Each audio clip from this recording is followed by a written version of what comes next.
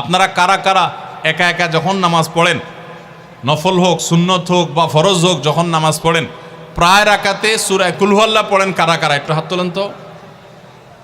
আচ্ছা, হাত নামান। খুশি হয়ে হাত তুলছেন, মনে করছেন প্রশংসা পাবেন। প্রশংসা না, বরং একটা বদনাম পাওয়ার ভয় আছে।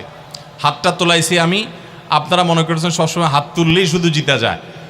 দেখেন, যারা সূরা ইখলাসকে মহব্বত করে, এই যে ঘটনা আমরা শোনালাম নবী সাল্লাল্লাহু আলাইহি ওয়াসাল্লাম, এটা জেনে যে আমার আল্লাহর আলোচনা আছে এই সূরায়, অন্য কোনো আলোচনা নাই, আল্লাহর পরিচয় উল্লেখ করা আছে, আল্লাহর বৈশিষ্ট্য এবং ক্ষমতার উল্লেখ আছে, সেই মহব্বতে যদি কেউ সূরা ইখলাসকে মহব্বতের সাথে ধীরে ধীরে পড়ে, তাহলে তো তিনি অবশ্যই আল্লাহর কাছে বিশেষ মর্যাদা পাবেন। ওই সাহাবীর মতো আল্লাহর ভালোবাসা পাওয়ার সম্ভাবনা জোরালো।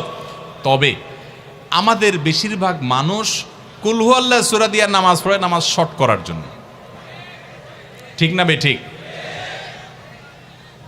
তাহলে এবার যদি আমি বলি কারা কারা নামাজ সংক্ষেপ করার জন্য কুল হুয়াল্লাহ সূরা দিয়ে নামাজ পড়েন, তাহলে দেখা যাবে হাত ওইগুলো আবার উঠছে।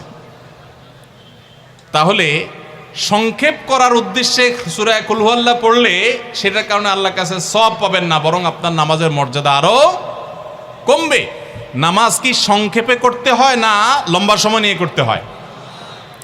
আমরা খাওয়াটা খুব ধীরে সুস্থে খাই, ঘুমটা খুব ঠান্ডা মাথায় যায়, কাজকাম খুব ঠান্ডা মাথায় করি, শ্বশুরবাড়ি গেলে খুব আস্তে ধীরে যাই, সব কাজগুলো আমরা ধীরে সুস্থে করা পছন্দ করি। শুধু নামাজের বেলা আসলে, জিকির তসবির বেলা আসলে আমরা 4G 5G গতিতে, তুফান মেইলের গতিতে যত তাড়াতাড়ি সম্ভব করার চেষ্টা করি। সব জায়গায় গতি ভালো না, মোবাইলের নেট স্পিডের গতি ভালো বুঝলাম, কিন্তু তেলাওয়াত যে যত ধীরে ধীরে করবে, নামাজ যে যত আস্তে আস্তে পড়বে, আপনি মসজিদে লক্ষ্য রাখবেন, আপনার মসজিদে যেই লোকটার নামাজের সবচেয়ে বেশি সময় লাগায়, যেই লোকটার 2 রাকাত নামাজে সবচেয়ে বেশি সময় ব্যয় করে, আপনি নিশ্চিত ধরে নেবেন এই লোকটার নামাজি হিসাবে তত আল্লাহর কাছে প্রিয় এবং শ্রেষ্ঠ। অতএব সময় নিয়ে নামাজ পড়বো তো ইনশাল্লাহ। আমাদের মুসলমানদের, গোটা দুনিয়া জুড়ে মুসলমানদের একটা বড় ত্রুটি হলো যে আমরা আজকাল কোনো কাজে, সেটা দুনিয়ার কাজ হোক আর আখিরাতের কাজ হোক, সব কাজেই আমরা তাড়াহুড়া করে কোয়ালিটিটা নষ্ট করে ফেলি, আমরা কোয়ালিটিটা ঠিক রাখি না। আমার আফসোস লাগে অমুসলিম প্রধান দেশগুলোতে যখন যাই বা তাদেরকে যখন দেখি যে তারা কাজের মধ্যে কোয়ালিটিটা ঠিক রাখে, যেটাই করে কোয়ালিটি ঠিক রাখে, অথচ এই নির্দেশ আমাদেরকে আমাদের রাসূল দিয়েছেন, ইন্নাল্লাহা ইউহিব্বু ইযা আমিলা আহাদুকুম আমালান আইয়ুতকিনাহু, আল্লাহ পছন্দ করেন বান্দা যেই কোনো কাজ করুক, আমালান আই আমালিন, যে কোনো কাজ করুক, সেটা দুনিয়ার কাজ হোক সেটা আখিরাতের কাজ হোক, সুদৃঢ়ভাবে করবে, সুন্দরভাবে করবে, উত্তম রূপে করবে, এটা আল্লাহ তাআলা পছন্দ করেন। আর আজকাল আমাদের অবস্থা কি? আমাদের অবস্থা হলো যে আমরা তাড়াহুড়া করি। ভাইরা আমার, এই তাড়াহুড়া করে কোয়ালিটি নষ্ট করা যাবে না, বরং 3 কুল যতবার যেখানে পড়তে বলা হয়েছে মহব্বতের সাথে আস্তে আস্তে পাঠ করবেন। আল্লাহ আমাদের সবাইকে আমলের তৌফিক দান করবেন, আমিন। ভাইরা আমার, তাহলে 3 কুলের ফজিলত জানলাম, আমরা কখন কতবার পাঠ করব, কেন পাঠ করব, তার উপকারিতা কি সেটাও আমরা জানলাম। আমাদের ছোট্ট একটা বই আছে রাসূলুল্লাহ সাল্লাল্লাহু আলাইহি ওয়াসাল্লামের সকাল সন্ধ্যার দোয়া ও জিকির, সেখানে সকাল সন্ধ্যা নবী সাল্লাল্লাহু আলাইহি ওয়াসাল্লাম যে জিকির দোয়া জিকিরগুলো করতেন সেগুলো দেওয়া আছে, চটি বই, এগুলো অনলাইন থেকে ডাউনলোড করেও পড়তে পারেন, টাকা দিয়ে কেনারও প্রয়োজন নাই। সেগুলোর মধ্যে এই আমলটা সর্বাগ্রে গুরুত্বের সাথে শুরুর দিকে এটা রাখা আছে, আমরা চেষ্টা করব আমলের। এবার আমি চলে যাচ্ছি সূরা ইখলাস, সূরা ফালাক এবং সূরা নাস, 3 সূরার সংক্ষেপে একটু এটার অর্থ এবং এটার ব্যাখ্যাটা আপনাদেরকে জানাবার। প্রথম নম্বরে চলে আসি আমরা সূরা ইখলাসের ব্যাপারে। সূরা ইখলাস এটাকে আমরা সাধারণত কুল হুয়াল্লাহ সূরা বলি, তাই না? ইখলাস মানেটা কি? আমরা যেহেতু এই সূরাগুলো নামাজের মধ্যে সবচেয়ে বেশি পাঠ করি, ঠিক না বেঠিক? এই সূরাগুলো অর্থাৎ শেষের দিককার সূরাগুলো আমরা যেহেতু বেশি নামাজের মধ্যে পাঠ করি, এই সূরাগুলোর অর্থ যদি আমি জানি, ব্যাখ্যা যদি আমি জানি, তাহলে নামাজের মধ্যে মনোযোগ ধরে রাখা সহজ হবে। কারণ আপনি মুখে কি পড়তেছেন আপনি নিজে অর্থ বুঝেন না, মন্ত্রের মতো পাঠ করতেছেন, যদিও না বুঝে পড়লেও আপনি সওয়াব পাবেন, কিন্তু না বুঝে পড়লে তো আর এই কোরআনে আল্লাহ কি বলেছে এটা জানতে পারবেন না, না জানলে সে অনুযায়ী আপনি আমলও করতে পারবেন না। এই জন্য আমাদেরকে বুঝতে হবে। এই জন্য সূরা ইখলাস সম্পর্কে আমরা জানি, ইখলাস এই সূরার নাম হলো সূরাতুল ইখলাস বা ইখলাসের সূরা। ইখলাস শব্দের একটা অর্থ হলো পিওর করা, খাঁটি করা। ইখলাসের আবার স্পেশাল ফজিলত আছে, কি সেটা আমরা জানবো ইনশাআল্লাহ তাআলা। আমরা প্রথমে আসুন সূরার অর্থ আমরা জেনে নেই। কুল হুয়াল্লাহু আহাদ, আমার সাথে সাথে আপনারা বলেন কুল হুয়াল্লাহু আহাদ, আল্লাহুস সামাদ, লাম ইয়ালিদ ওয়ালাম ইউলাদ ওয়ালাম ইয়াকুল লাহু কুফুয়ান আহাদ। কুল হুয়াল্লাহু আহাদের অর্থ হলো বলুন, কুল মানে বলুন। এই কুলটা বড় কাফের কুল। আমরা অনেকে কয় রস্যকার কুল ও কুল বড়ই লিখতে যে কুল লিখি আমরা ওই রকম বলি। এই কাফটা ভেতর থেকে আসবে, কুল কুল কুল বললে তার অর্থ হবে বলো। আর যদি ছোট কাফের কুল অর্থাৎ বাংলা করস্যকার কুল ও কুল লিখি যে আমরা ওরকম কুল যদি বলেন আরবিতে তার অর্থ হলো খাও। একটা হলো বলো আরেকটা হলো খাও। অর্থের মধ্যে বেশ কম আছে না নাই? অনেক বেশ কম। কোথায় খাওয়া আর কোথায় বলা। এই জন্য এই কফটাকে একটু শুদ্ধ করার চেষ্টা করতে হবে।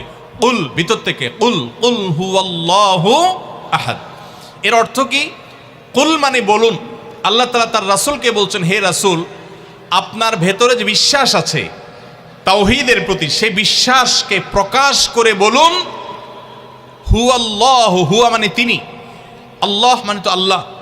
বলুন যে তিনি আল্লাহ, আহাদ মানে একক, অদ্বিতীয়, তার কোনো শরিক নাই, তার কোনো অংশীদার নাই, তিনি একক।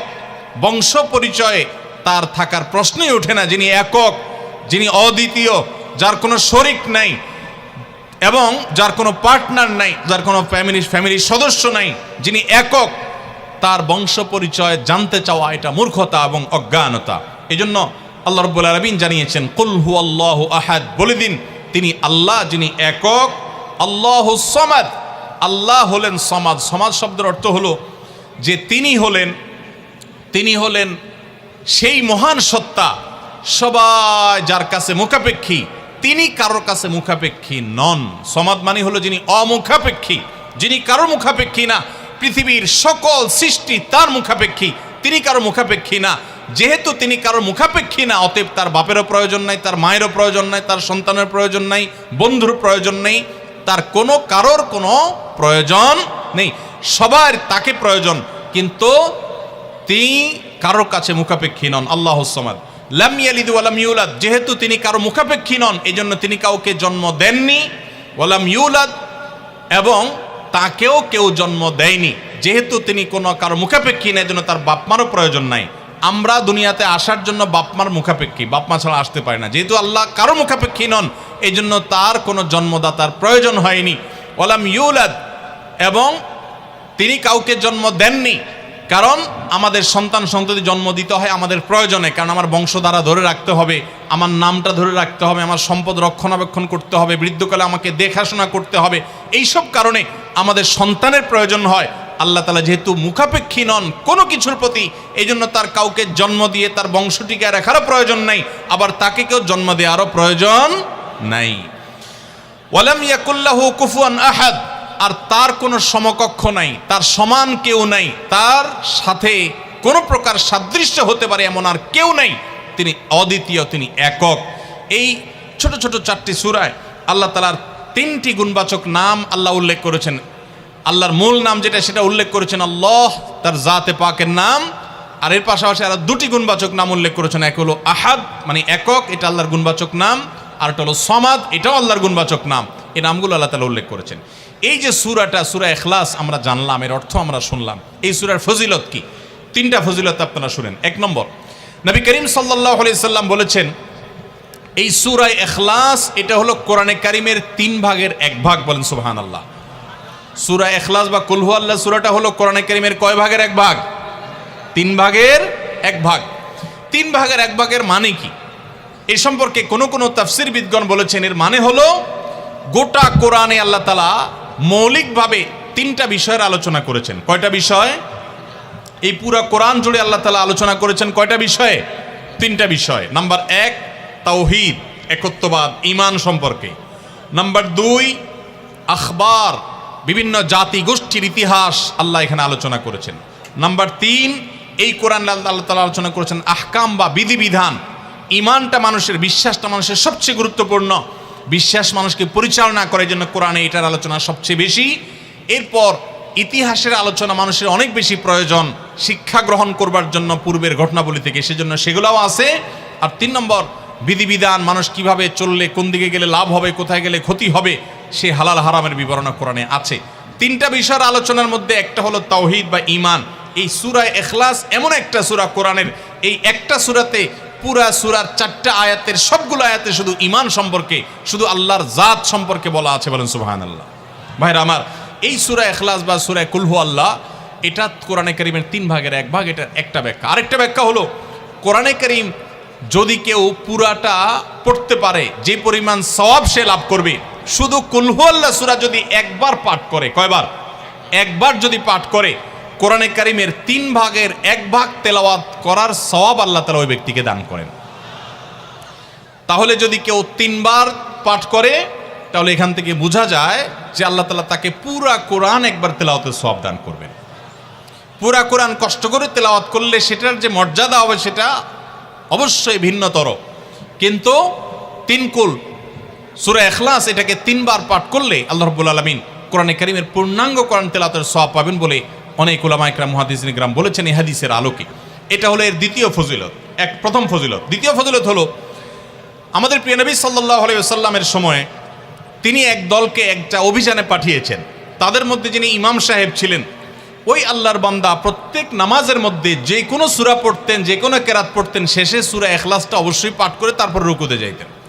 এখন সাহাবীদের মধ্যে একটা প্রশ্ন দেখা দিল যে এই লোকটা প্রত্যেক রাকাত নামাজে সূরায়ে ফাতিহা, আলহামদু সূরা পাঠ করার পর যেই সূরাই পড়েন, যেই কেরাতই পড়েন, সাথে আবার কুল হু আল্লাহটা কেন পড়েন? আমরা তো নবী সাল্লাল্লাহু আলাইহি ওয়াসাল্লাম কিরম করতে দেখি নাই।